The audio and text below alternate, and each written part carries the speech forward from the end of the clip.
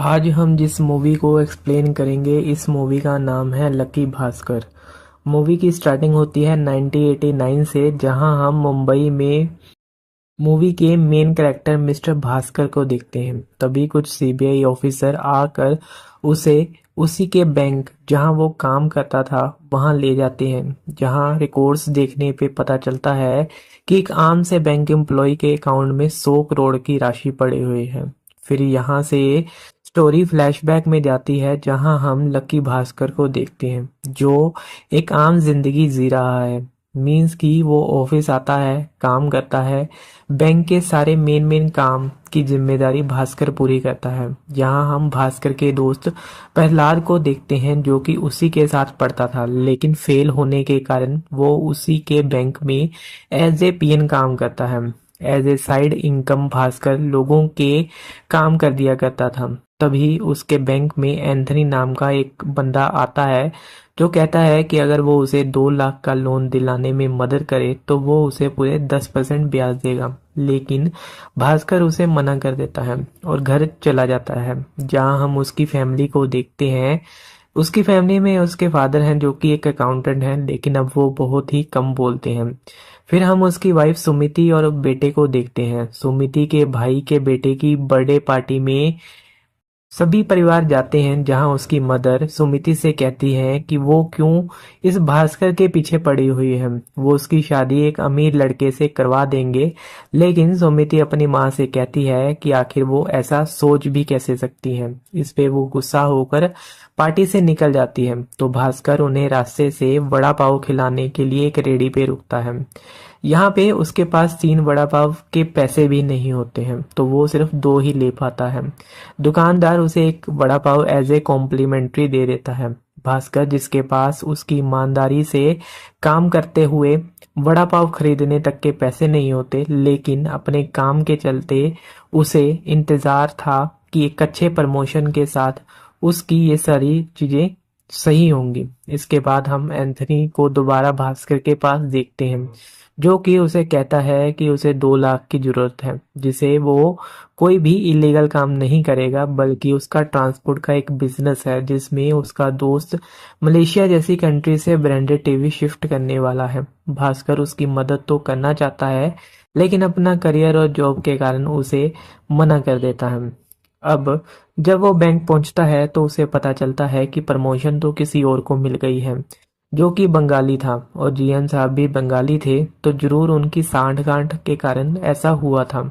तो वो वहां जाकर लड़ाई करने लगता है। तो जीएम साहब उसे नौकरी से निकालने ही वाले होते हैं कि बाकी के स्टाफ मेंबर आकर जीएम साहब से ऐसा ना करने को कहते हैं।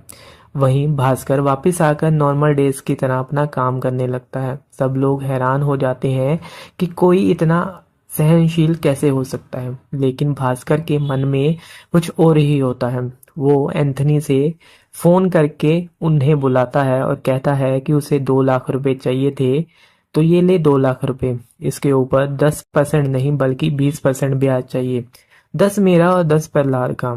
एंथनी पैसे लेकर जाता है अपने दोस्त के पास और टीवी कस्टम से छुड़वा के आता है, जिससे उसको अच्छा खासा मुनाफा होता है। अब इसके बाद भास्कर के मन में लालच आ जाता है, तो वो इन्हीं पैसों का घपला करके एंथनी को कस्टम से माल छुड़ाने में हेल्प करता रहता है। ऐसा करते करते मुनाफा बढ़ता रहता है और फिर वो अपने बच्चे के बर्थडे पे पार्टी देता है। पार्टी बहुत जोरदार होती है, जिसमें भास्कर ने गली मोहल्ले, आस पड़ोस और ऑफिस के कलीग्स को भी बुलाया होता है। इसी पार्टी में एंथनी एक लास्ट लेकिन बड़ी शिपमेंट के बारे में बताता है, जिसमें 3 बड़ी कार्स को दुबई से आने वाली थी, जिसके लिए 10 लाख की जरूरत थी। 10 लाख 1989 में एक बड़ी रकम थी। प्रहलाद तो इस काम के लिए हाँ कर देता है, लेकिन भास्कर जानता था कि लालच बुरी बला है, तो वो इस काम के लिए मना कर देता है। घर आकर वो अपने बेटे से पूछता है कि क्या तुम्हें ये पार्टी पसंद आई, तो उसके बेटे की आंखों में आंसू थे। वो कहता है कि पापा, जब मैं अपने दोस्तों की बर्थडे पार्टी में जाता था तब सब दोस्त कहते थे आ गया साला फोकट में केक खाने। आज जब मैंने अपनी बर्थडे पार्टी में उनको केक खिलाया तो उन सब का मुंह बंद हो गया। तो आज वो बहुत ही खुश है। अब इसके बाद भास्कर डिसाइड करता है कि वो परिवार के लिए सब कुछ करेगा। तो वो अगले दिन 10 लाख का जुगाड़ लगाने के लिए अपने बैंक में लग जाता है और इंतज़ार करने लगता है अपने मैनेजर्स के जाने का। लेकिन थोड़ी प्रॉब्लम आती है, कभी कोई मैनेजर आ जाता है तो कभी नोट कम पड़ जाते हैं। लेकिन आखिर में वो 10 लाख का इंतज़ाम करने में सक्सेसफुल हो जाता है। अब इसके बाद वो एंथनी के पास जाता है, लेकिन एक प्रॉब्लम हो जाती है, जहां एंथनी बताता है कि वो जिस डीलर के साथ कारों की डील करने वाला था उसे पुलिस पकड़ कर ले गई है। तो अब इन कारों की डील कैसे होगी? बैंक भी बंद हो चुके थे और वो इन पैसों को घर ले जाकर क्या करेगा? लेकिन भास्कर जो है वो अपना दिमाग चलाता है और कहता है कि शहर में और भी तो डीलर्स होंगे, वो उनसे कांटेक्ट करे और डील करे। एंथनी यहाँ महाराष्ट्र से सीधा गोवा के एक बड़े डीलर को फ़ोन करके डील करता है, जहाँ डीलर कहता है कि वो गाड़ियाँ खरीद लेगा, लेकिन आज रात ही गाड़ियाँ उसे चाहिए। तो ये लोग 3 ब्रांडेड कारों को लेकर रात को ही निकल पड़ते हैं गोवा की ओर और रास्ते में इन्हें नाके पे इन्वेस्टिगेशन भी होती है। लेकिन दिमाग लगाकर कुछ भिखारियों को ये लोग एमएलए बनाकर गाड़ी में बैठा दिया जाता है, जिससे डर कर पुलिस वाले इन्हें आगे जाने का रास्ता दे देते हैं। गोवा पहुंचकर इनके डीलर इन्हें अच्छा मुनाफा देकर गाड़ियां खरीद लेते हैं। इस मुनाफे के बाद हर किसी की लाइफ सेट हो चुकी थी। अब एंथनी भी इन्हें बाय बोलकर फौरन अपने बेटे के पास जाकर वहीं सेटल होने वाला था।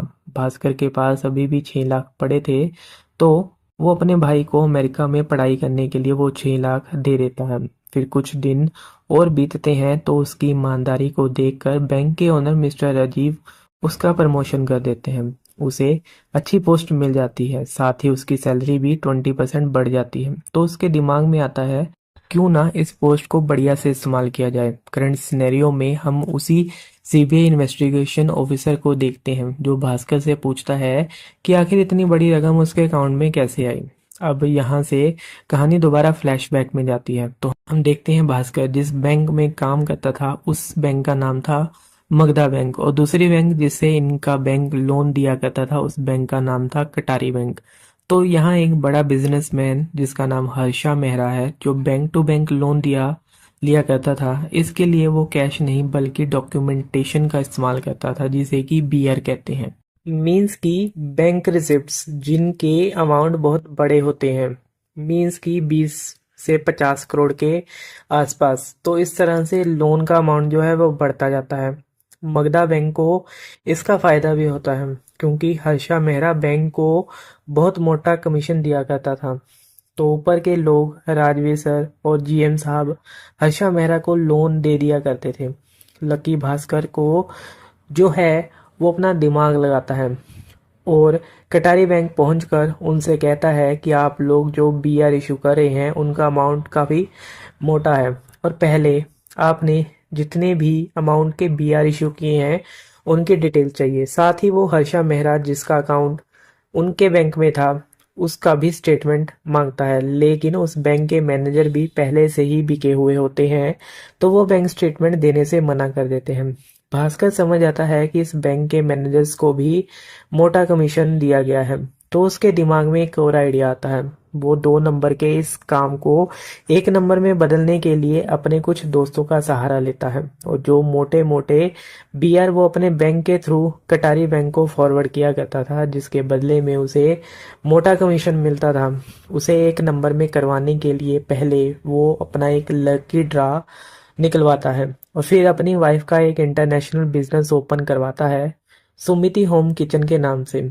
यहाँ पे उसका सारा जो काला धन होता है उसे वाइट में कन्वर्ट कर दिया जाता है और फिर वो मोटे पैसे छापता है।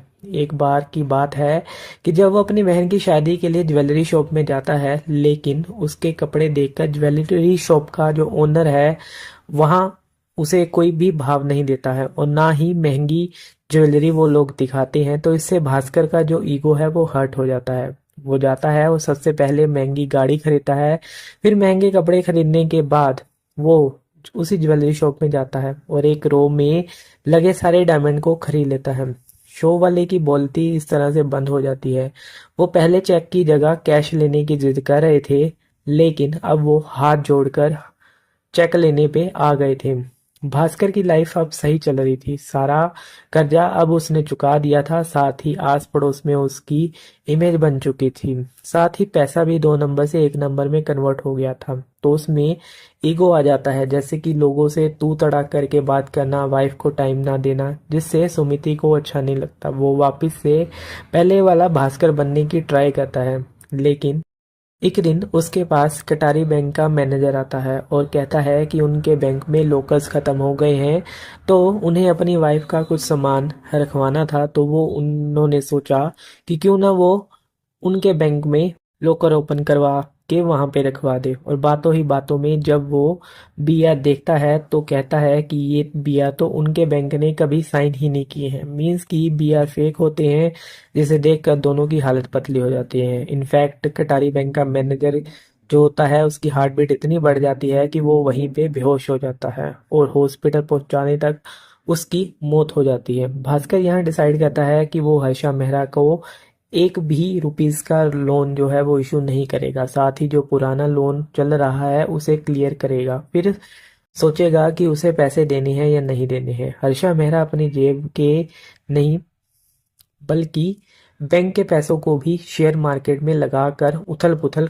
कर रहा था। भास्कर की लाइफ अब क्रिटिकल होती जा रही थी। घर पे उसकी पत्नी ने उसका साथ छोड़ दिया था, कोई भी उससे बात नहीं कर रहा था। साथ ही हर्षा का लोन पास ना करवाने की वजह से उसके ऊपर भी प्रेशर आ रहा था। यहाँ तक कि बड़े बैंक या आरबीआई के लोग अगर इन्वेस्टिगेशन करते तो उसके भी लेने के देने पड़ जाते। एक दिन जीएन साहब उसे अपने पास बुलाते हैं और पूछते हैं कि वो हर्षा का लोन जो है वो क्यों नहीं पास करा है। तो भास्कर कहता है कि लोन अमाउंट बहुत बड़ा है और ऊपर से उन्होंने जो बिया दिए थे उससे जब वो कटारी बैंक से वेरीफाई करवाने गया तो वो भी फेक निकले। फेक डॉक्यूमेंट के कारण अमाउंट इधर से उधर हो रही है।